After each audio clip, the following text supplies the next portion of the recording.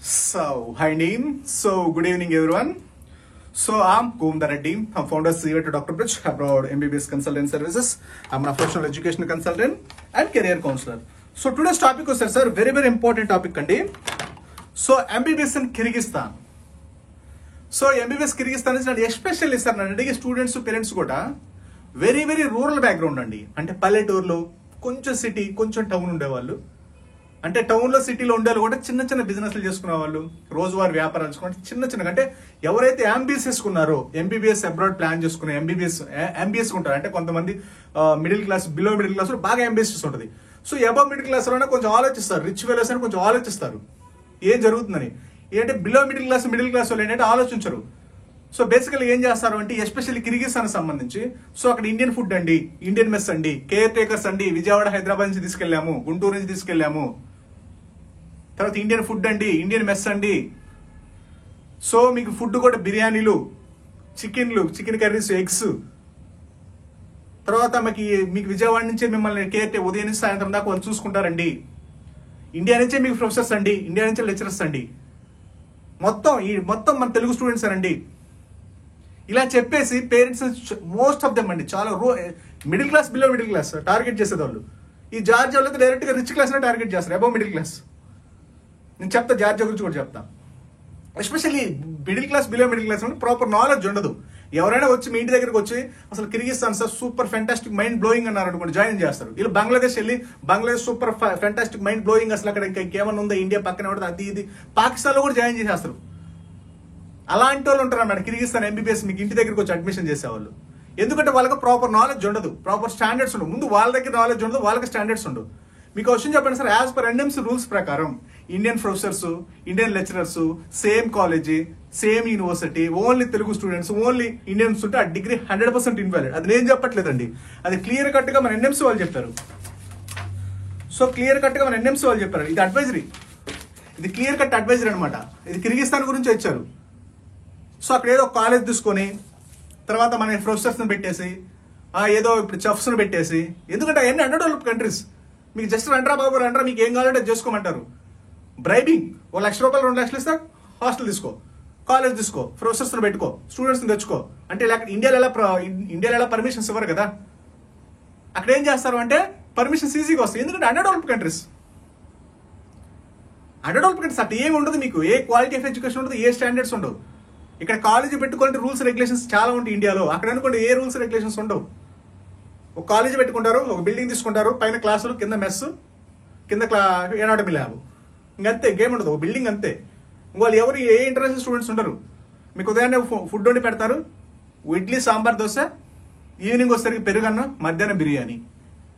మీకు ఏం కావాలి అదే కదా. మిడిల్ క్లాస్ మెంటాలిటీ ఎలా ఉంటుంది, మా అబ్బాయి బాగా తిని చదువుకుంటే బాగుండు అనిపిస్తుంది. మీకు రూల్స్, ఎన్ఎంసీ రూల్స్ అంటే తెలియదు, రెగ్యులేషన్స్ అంటే తెలియదు, నెక్స్ట్ ఎగ్జామ్ అంటే తెలియదు, యూఎస్ఎం అంటే తెలియదు, ఎన్ఎంసీ వెరిఫికేషన్ డాక్యుమెంట్ అంటే తెలియదు, ఎన్ఎంసీ గెజెట్ రూల్స్ ఏమొస్తున్నాయో తెలియదు, ఎన్ఎంసీ రూల్స్ ఏమొస్తున్నాయో తెలియదు. రీసెంట్ గా రిలీజ్ చేశారు ఇది, ఎస్పెషల్లీ కిర్గిస్థాన్ సంబంధించి.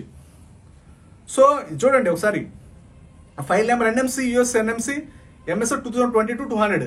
ఇది డాక్యుమెంట్ నెంబర్, ఎన్ఎంసీ అఫీషియల్గా ఇచ్చిన డాక్యుమెంట్ నెంబర్ ఇది. మీరు అలా ఉండకూడదు. ఒకే యూనివర్సిటీ నుంచి ఒకే మన ప్రొఫెసర్స్, మన లెక్చరర్స్, మన వాళ్ళు ఉండి మన వాళ్ళే క్లాసులకి ఇంకెవరు ఇంటర్నేషనల్ స్టూడెంట్స్ లేకుండా మన కోసం సపరేట్గా పెట్టుకుంటే ఆ డిగ్రీ 100% ఇన్వాలిడ్.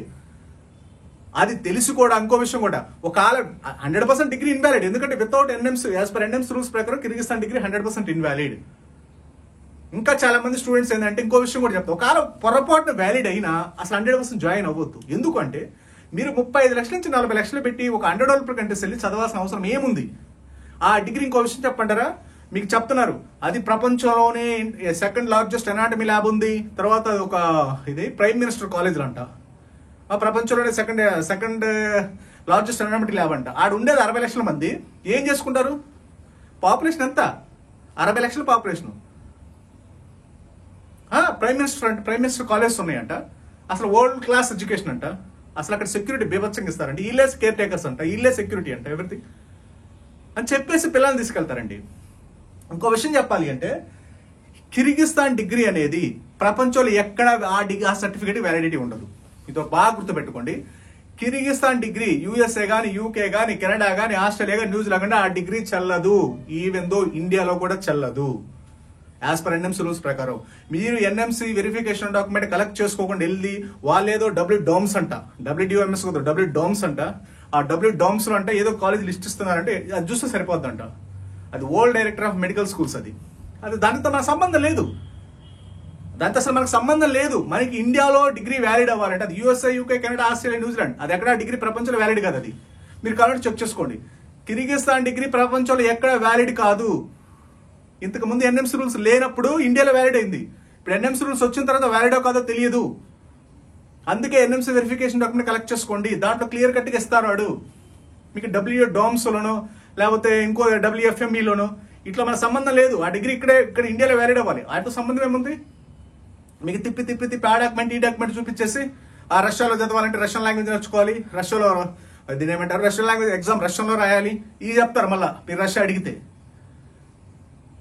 ఓకేనండి. మీకు ఇండియన్ ఫుడ్, ఇండియన్ మెస్సు, ఉదయాన్ని ఇడ్లీ సాంబార్, మధ్యాహ్నం పెరుగన్న, ఈవినింగ్ ఇదేమి 4 పూట్ల బిర్యానీలు, 5 పూట్ల సాంబార్ ఇడ్లీలు పెట్టినా వేస్ట్. అది ఎందుకంటే డిగ్రీ ఇన్వాలిడ్.